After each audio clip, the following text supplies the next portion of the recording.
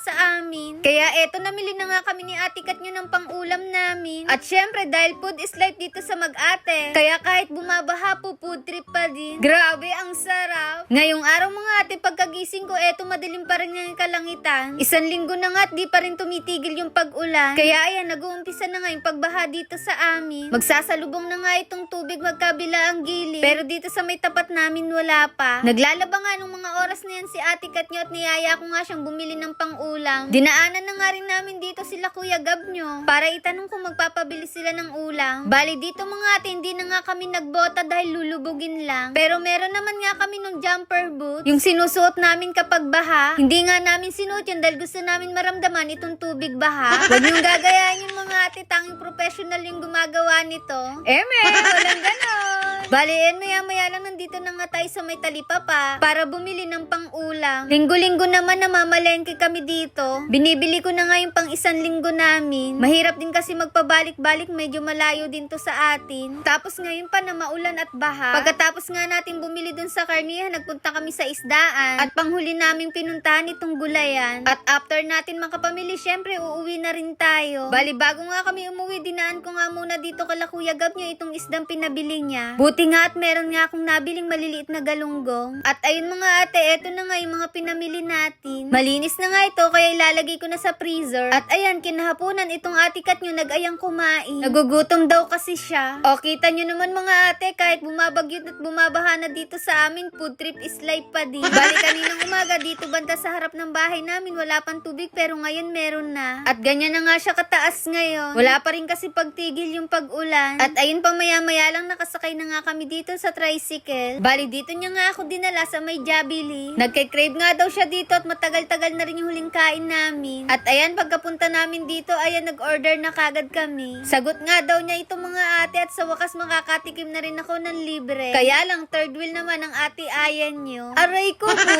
Bali, eto nga, dumating na rin yung mga in-order namin. Grabe, ang dami niyan. Gutom talaga kami. Pag maulan talaga, talaga namang nakakagutom. So, paano mga ate, tara kain na tayo. Si Ate Kat nyo nga muna daw ang uunang mag-first bite. At ayan, kahit mainit pa yung manok, sinubo na agad. Akala mo namang may kaagaw. Tigi-isa naman kami dito ng order. At ayun nga mga ate, sa mga nagtatanong po kung baha na ba sa amin. Yes po, meron na. Buong akala ko talaga hindi kami babahain ngayong taon. Dahil nga super El Niño daw. Tapos yung dam ay natutuyo na rin. Nung nakaraan taon kasi July pa lang ang taas na talaga ng baha dito. At ngayon nga natapos yung July na hindi kami binaha. Kaya akala ko talaga wala. Pero yun pala pagpasok ng August nun kami babahain. Sa inyo ba mga ate, baha na rin? Sana po walang baha sa inyo dahil napakahirap talaga. Mag-ingat po tayong lahat ngayon dahil maulan. At ayun nga mga ate, sobrang na-enjoy na naman namin dito yung pagkain. Kaya ayun, craving certified na naman yung Mag-Ate. At ayun lang, bye-bye!